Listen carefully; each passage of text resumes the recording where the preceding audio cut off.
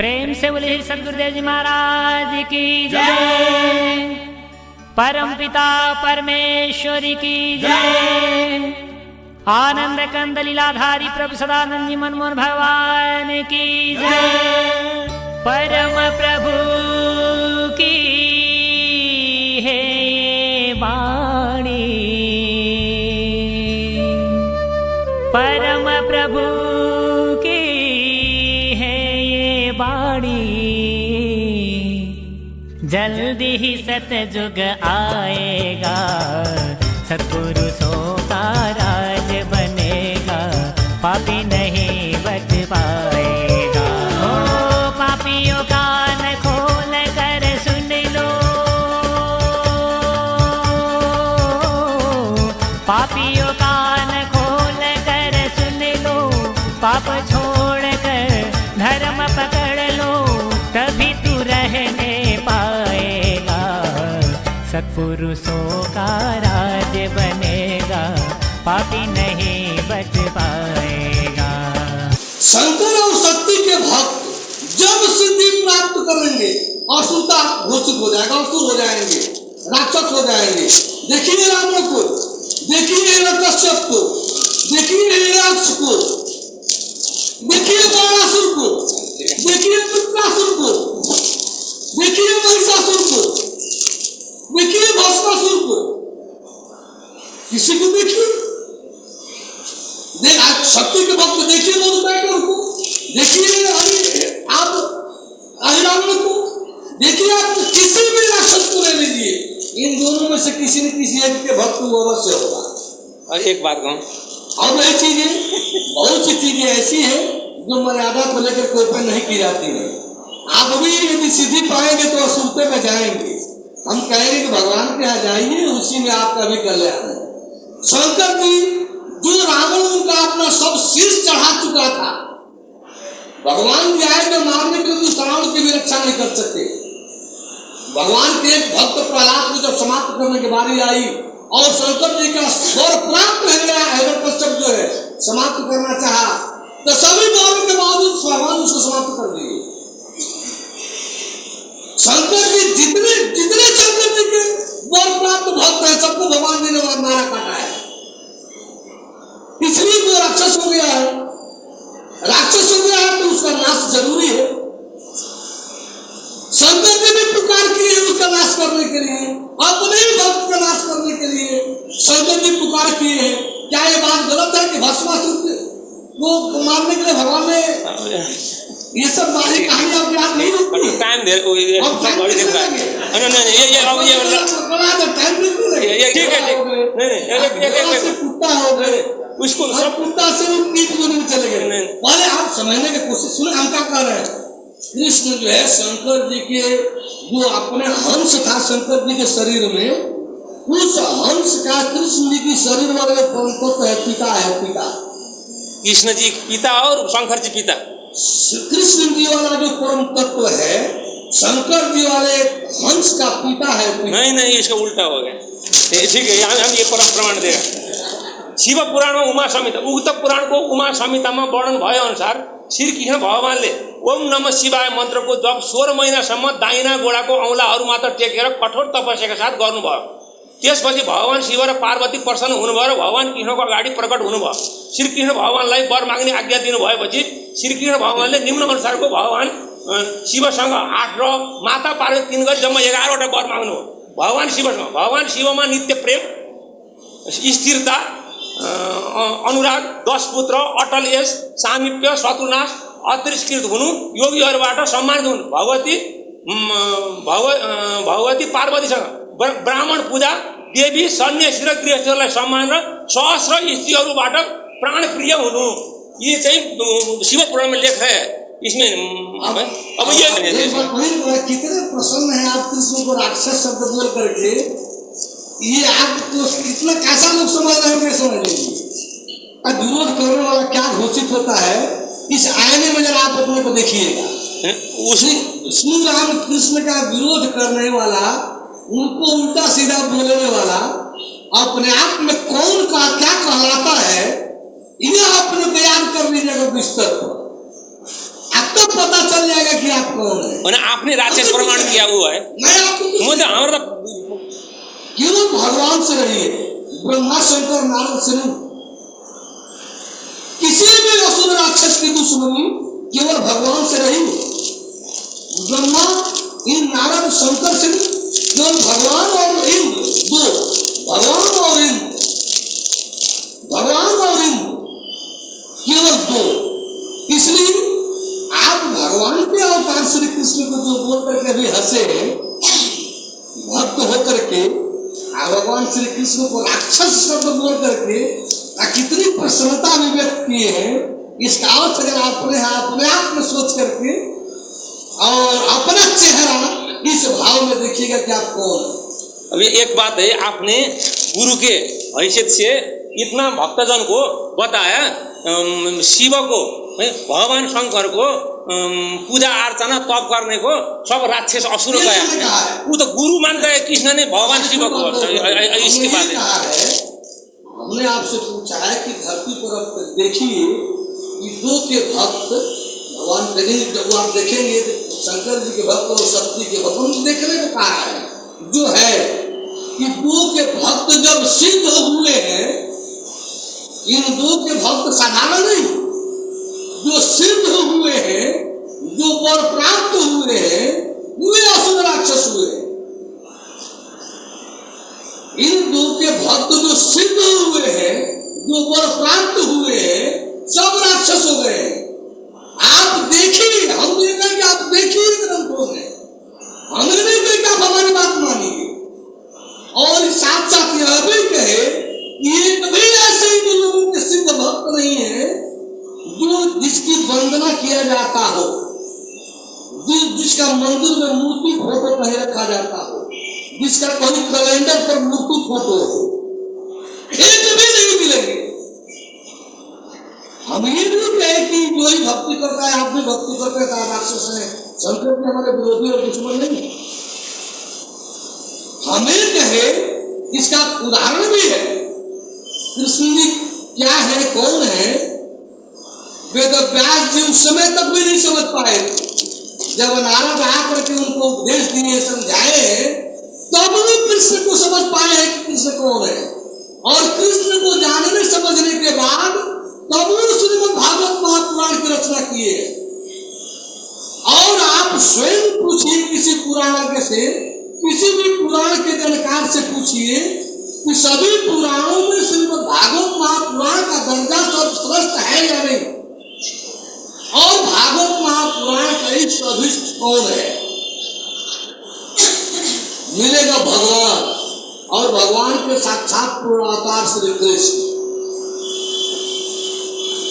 इस तरह से जो है भगवान के प्रति, भगवान के अवतार के प्रति ऐसे कट शब्द का प्रयोग भगवान का भक्त होकर के आप कर रहे हैं, और भगवान के भक्त भी अपने को कह रहे हैं, बड़ा अजीब लग रहा है।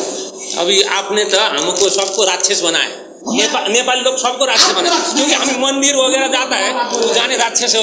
अभी क्या मैंने किसी को राक्षस नहीं, मैं तो पूजा करते मूर्ति नहीं, अभी राक्षस होगा। हमने आपको नहीं कहा, किसी नेपालवासी को हमने नहीं कहा शिव के काशी में भक्त नहीं है, शिव के भारत में शिव के भक्त नहीं है, मैं भी शिव के भक्त है। नेपाल से कम शंकर जी के शिव के भक्त, नेपाल से कम शंकर जी का शिव का मंदिर भारत में नहीं है, बहुत अधिक है, बहुत अधिक है, ऐसा कम नहीं है। लेकिन इस तरह से जो है, और शंकर जी संहारक है सृष्टि के, कल्याणकारक है शिव शक्ति रूप में। हम इस मान्यता को आपके सामने रख रखा रहे हैं, जो सच्चाई है उसको रख रहे हैं। हमारे तरफ से कोई देवता जो है अमर्यादित नहीं है, अपमान के योग्य नहीं है। हर देवता जो है सम्मानित है, भगवान के विशिष्ट वो कार्यकर्ता के रूप में है। और ब्रह्मा विष्णु महेश जो सृष्टि के त्रिदेव है, इनकी आलोचना कैसे हो सकती है। आपकी मस्तिष्क खोपड़ी ही ऐसी है, उल्टी बातें सुनने समझने के लिए उल्टी खोपड़ी है, सीधी वस्तु डाली जाती है, उल्टी बनती है उसमें। सीधी वस्तु डाली जाती है उल्टी बनती है। हम तो अब भी कहेंगे कि आप समझें, जाने, देखें, परखें और शिव शक्ति का दर्शन करें। शिव शक्ति के दर्शन के पश्चात सच्चाई आपके सामने आ जाएगी। शिव भक्त को हम लोग अपना विरोधी नहीं समझते, बशर्ते वो शिव भक्त हो। शिव भक्ति का मतलब क्या है? रामचंद्र जी जो है यदि शंकर जी जब अमर कथा सुना रहे हैं पार्वती को, आप अध्यात्म रामायण लेकर देखिए, उसमें श्री राम कथा सुना रहे हैं। हमारा मतलब यह है कि शंकर जी की मान्यता कम नहीं है, वो बड़ी मान्यता है। सृष्टि के संहारक की मान्यता छोटी मान्यता होगी, सृष्टि के कल्याणकारक की मान्यता, शिव शक्ति की मान्यता छोटी और कम शक्ति है। लेकिन नहीं, आपके दिल दिमाग में खोपड़ी में भी ऐसा ही बस रहा है उल्टा बात, तो उसको क्या कहा जाएगा? हम तो अब भी कहेंगे जीव को जानिए, आत्मा ईश्वर ब्रह्म शिव शक्ति को जानिए, परमात्मा परमेश्वर परम ब्रह्म को जानिए, देखिए, परखिए, पहचानिए। तभी सदग्रंथ तभी समझ में आएंगे। जब तक आपके पास सूक्ष्म दृष्टि, दिव्य दृष्टि और ज्ञान दृष्टि नहीं होगी, तब तक आप इन ग्रंथों का अर्थ नहीं समझ पाएंगे। इन ग्रंथों का अर्थ समझने के लिए, इन श्लोकों का अर्थ समझने के लिए दिव्य दृष्टि और ज्ञान दृष्टि अनिवार्य है। आइए आने दो भाई। आसुरी संपदा से व्याप्त हो जाता है और उग्र हो जाता है। ऐसा शायद विभीषण ने भी ऐसे किया होगा। तो उनने जो लिया, तो महाभारत के युद्ध में एक रोज शिवजी उनके शरीर पर शिवजी प्रवेश किया और भीमसेन के जिस रोज उसको दुशासन को मारा और उन्हें रक्त पिया। मनुष्य होकर मनुष्य का रक्त तो नहीं पी सकता था, इसीलिए शिवजी उनके शरीर में प्रविष्ट करके उस रोज उसका दुशासन को मारा गया है। ऐसा सुनने में आया। दुशासन को जिस रोज मारा, दुशासन को जिस रोज मारा गया है और उसका रक्त पिया है, आदमी तो रक्त पी नहीं सकता है, इसीलिए वो शिवजी वहाँ प्रविष्ट हो गए उनके शरीर में। उस रोज उन्होंने बहुत व्यापक लड़ाई किया और बहुत उनका भाई को भी मारा, दुर्योधन का भाई को भी, ये हमने सुना। किंतु हमारा प्रश्न क्या है, अर्जुन के विषय में, जो अर्जुन ने पाशुपत अस्त्र मिलने के लिए शिवजी का जो तपस्या किया और उनको जो संपदा पाशुपत अस्त्र सहित अस्त्र शस्त्र जो उनको मिला, दिव्यास्त्र मिला, तो वो तो दिव्य तेज से, दिव्य संपदा से संपन्न होने के कारण ही उनको स्वर्ग में जाने को मिला और वहाँ असुर को मारा।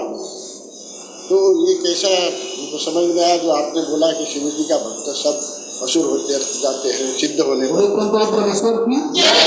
अब आएंगे अर्जुन जो है, जिस लक्ष्य को लेकर के शंकर जी का जो जाप में पूजा किए थे पाशुपतास्त्र के लिए, वो भक्ति नहीं कर रहे थे, पाशुपतास्त्र प्राप्त किए और संरक्षण में रहे वो कृष्ण के, संरक्षण में रहे कृष्ण के। तो भगवान के संरक्षण में जो रहे, भगवान जिसको अपने संरक्षण उन्होंने भेजा था, वो तो ठीक है। सोचिए उस समय तक जो है अर्जुन कृष्ण को भगवान रूप में नहीं स्वीकार करते थे। हे कृष्ण शानी सखेति मत्वा प्रसभम यदुक्तम, हे कृष्ण, हे यादव, हे सखेति। उस समय तक अर्जुन जो है कृष्ण को अपना फुफेरा ममेरा भाई, अपना साला, एक दोस्त मित्र ही समझते थे, बराबरी का समझते थे। इसलिए कभी कहते थे हे कृष्ण, कभी कहते थे हे सखा, कभी कहते थे हे यादव, ऐसा कह करके संबोधित करते थे। जब उनको नहीं स्वीकार करते थे उस समय वो कहे थे कि दुर्गा की पूजा करो, उस समय नई शक्ति प्राप्त करो, उस समय पर कहे प्रकट करो दुर्गा को। तो हम तो दुर्गा प्रकट होगी, हम तो दुर्गा प्रकट होगी, तो किससे तुम्हें क्या मतलब प्रकट होगी नहीं होगी, तुम बुलाओ आ जाएगी।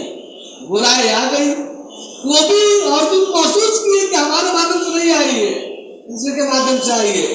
दुर्गा ने भी संकेत किया कृष्ण का। उसी तरह से जब उनको नहीं स्वीकार करके कहे कि शंकर जी का आराधना कर जाकर के पास्त्र ले लो। जब भगवान जो है सबके मर्यादा, दुर्गा शक्ति भगवान से विलय नहीं है, भगवान की ही है, आदि शक्ति है। शंकर जी भगवान से अलग नहीं है, सृष्टि के संहारक हैं, भगवान के ही है। उन लोगों की भी मर्यादा स्थापित करना भगवान का काम है। भगवान जो है इन लोगों की निंदा नहीं कर सकता है, इनकी मर्यादा संस्थापित करता है। बाद में गए और वास्तव प्राप्त की और फिर आए तो संचालन तो उनकी बागडोर तो कृष्ण के हाथ में थी ना, वो तो फिर वो कैसे इधर उधर होते। यदि वास्तव में कृष्ण नहीं आए संरक्षण दिए होते तो अर्जुन भी राक्षस घोषित हो गए होते। उनमें भी जब अहंकार आता था तो कृष्ण उसको बैलेंस बनाते थे, रुकते थे। भीम जब वचन ले लिए अर्जुन को भी मारने के लिए, अर्जुन को भी जब ललकार दे दिए और खूंखार मैदान में उतर गए कि अर्जुन को भी मैं मारे बिना छोड़ूंगा नहीं, और उस रूप में जब युद्ध में उतर गए, सारी सेना का तहस करना शुरू किए। अर्जुन का भी अहंकार खिला कहे कि हम इस समय भीम से टकराए बिना नहीं छोड़ेंगे। कृष्ण कहे कि चलो चलो, तुम जो समझते हो उतने ही में रहो, बहुत आगे बढ़ने की कोशिश मत करो। भीम को साधारण अपना भाई मत समझने की कोशिश करो, वो नरसिंह का अवतार है। इस समय वो भीम नहीं है, इस समय वो नरसिंह रूप है, इसलिए उसके सामने तुझे नहीं जाना है।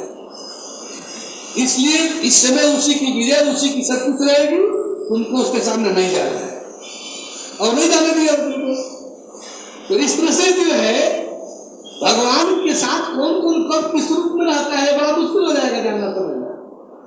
अर्जुन भी हो जाते यदि उस समय भीम से टकरा गए होते, विश्व से भीम से उस समय जो नरसिंह रूप में काम करने शुरू किए थे उस दिन, तो शायद उस दिन उनकी भी कुछ गति दूसरी कहला जाती। भीम से युद्ध हो, भीम से हाँ सर हुआ है। तो इस तरह से जो है एक बार भीम जो है कुछ बोल दिए पूरे धरती के विषय में है कार में कि मेरे इस गांडी और भुजा के सामने कोई कुछ नहीं है। यह उधर सुनने में आया भीम के तो भी अपना उधर ललकार रहे थे। तो इसमें जो है आई भार उस समय असल में भीम साधारण कोई व्यक्ति तो थे नहीं, वो वास्तव में नरसिंह के अवतार थे। भीम जो साथ में थे वो तो कृष्ण की लीला थी। भगवान जब आता है तो अपने इर्द गिर्द जो है कुछ न कुछ ऐसे रूपों को रखता है जिसका समय को पर्दा फार से खुलता है। तो भीम साधारण कोई आदमी नहीं थे। भीम जो है अर्जुन और भीम नर नारायण जो है कृष्ण अर्जुन हुए थे, वही नर अर्जुन थे जो नारायण के साथ थे, जिनका मूर्ति बद्रीनाथ में है। और जो भीम थे वो जो है नरसिंह रूप थे। हालांकि पवन पुत्र के रूप में आए थे, पवन के माध्यम से। युधिष्ठिर साक्षात धर्म ही थे, धर्म से तो आए थे लेकिन साक्षात धर्म थे। अर्जुन महेंद्र का प्रतिनिधित्व भी कर रहे थे, युधिष्ठिर धर्म का प्रतिनिधित्व कर रहे थे, भीम दोनों एक साथ कर रहे थे। पवन का भी प्रतिनिधित्व कर रहे थे और नरसिंह का भी प्रतिनिधित्व कर रहे थे। ये सब जो है सहदेव और नकुल सहदेव जो है अश्विनी कुमार नकुल सहदेव के रूप में प्रतिनिधित्व कर रहे थे। इस प्रकार से सब समझना पड़ेगा थोड़ा साथ वालों को। ये सब देखने के लिए तो सामान्य आदमी जरूर आते हैं, लेकिन समय को जब रहस्य खुलता है तब समझ में आ जाएगा। सभी देवता जो सर्वोच्च स्तर पर होते हैं, भगवान जब भूमंडल पर आता है तो किसी न किसी रूप में उसके सेवा के लिए उसके इर्द गिर्द में रहते हैं, या जहाँ कहीं भी रहते हैं। जब आवश्यकता पड़ता है तो अपना कार्य पूरा करके अपने सेवा में भागीदार बन जाते हैं, वही अपना कृत्य और भाग्य समझते हैं। बोले परमेश्वर की सूक्ष्म दृष्टि से निज व्यासन की अवस्था में सूक्ष्म रूप में प्राप्त होता है। जीव है क्या? एक सूक्ष्म शरीर है। आपकी शरीर की सारी गतिविधियां, आपकी शरीर के सारे क्रिया व्यवहार, आपके शरीर के माध्यम से होने वाला स्वप्न, कर्म और भोग, आपके शरीर के माध्यम से होने वाली सारी अनुभूतियां जीव से ही और जीव के ही होती हैं, जीव से ही और जीव के द्वारा ही होते हैं। आप सभी को उस जीव को निश्चित रूप से जानने का प्रयास करना होना चाहिए। जीव को जाने बगैर आप सभी वास्तव में संसार में कुछ भी नहीं जान सकते। आपका वास्तव में जो अपना रूप है, आपका वास्तव में जो अपना रूप है वो शरीर नहीं है, बल्कि सहायता पूर्वक देखा जाए तो जीव है, जीव। आपका अपना रूप जो है जीव है, शरीर नहीं है। और जब आप अपने रूप को ही नहीं जानेंगे, आप अपने को ही नहीं जानेंगे, समझेंगे, अपने को ही नहीं देखे परखेंगे, तो दुनिया में और क्या जानेंगे और क्या देखे परखेंगे। आप सभी से एक बार में 1000 बार, जितने बार भी कहना पड़ेगा हमको यही करते रहेंगे, कहेंगे कि आपको अपने को भी जानना चाहिए, अपने शरीर के विषय में भी जानना चाहिए, आपको अपने को भी जानना चाहिए, अपने शरीर के विषय में भी जानना चाहिए और ब्रह्मांड को भी जानना चाहिए। ब्रह्मांडाधिपति, संपूर्ण ब्रह्मांडों के मालिक परमात्मा परमेश्वर ब्रह्म को भी जानना चाहिए। जानने के पश्चात आपको यह भी देखना चाहिए कि आपके पिंड का और ब्रह्मांड का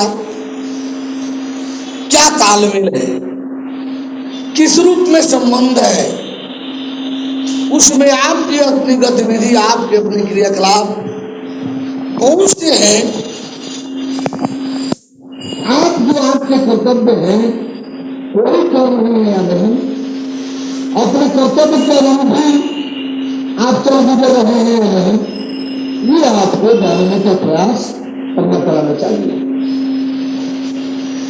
जैसा कि आप सभी को बतलाया कि जीव का दर्शन निधि ध्यान की अवस्था के बगैर अस्पष्टता नहीं हो सकता। और मात्र तो किया जा सकता है, लेकिन स्पष्टता यदि दर्शन करना होगा तो निधि ध्यान की अवस्था अनिवार्य है और सूक्ष्म दृष्टि अनिवार्य है। क्यों? जीव जो है सूक्ष्म रूप में होता है, सूक्ष्म आकृति में होता है, उसमें शरीर तो होता है, उसमें आकृति तो होती है, उसमें रूप तो होता है, मगर पदार्थ नहीं है, वह किसी पदार्थ से निर्मित नहीं है। ठीक इसके जीव को देखने के पश्चात आप और आगे जब बढ़ेंगे तो आपको आत्मा ईश्वर ब्रह्म मिलेंगे, आपको स्वर्ग में स्रोत मिलेगा और आत्मा ईश्वर ब्रह्म को देखने के लिए आत्मज्योति आत्मा, ब्रह्म ज्योति ब्रह्म, विद्य ज्योति ईश्वर, स्वयं ज्योति श्री शक्ति, इसको जानने देखने के लिए आपको दिव्य दृष्टि की आवश्यकता पड़ती है। और दिव्य दृष्टि से आप दिव्य ज्योति ईश्वर को देखते हैं और इस ईश्वर के सहारे आप जो है दिव्य लोकों का भी भ्रमण और दर्शन करते हैं। इसी प्रकार से क्रमशः जब जीव और आत्मा ब्रह्म का अलग अलग दर्शन जब हो जाता है, फिर उसके पास पश्चात आपको जो है आपको परमात्मा परमेश्वर ब्रह्म का दर्शन कराया जाता है। वह दर्शन किस रूप में है, किस परमात्मा का है, यह दर्शन जो है हम कोई पॉकेट में मूर्ति फोटो लेकर के नहीं आए हैं कि फट से आपको कहे और मूर्ति फोटो निकाल कर दिखा लीजिए ये परमात्मा है, ये परमेश्वर है। परम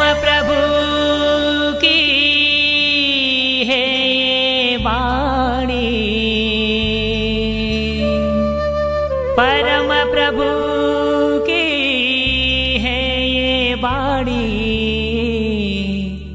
जल्दी ही सतयुग आएगा, सतगुरु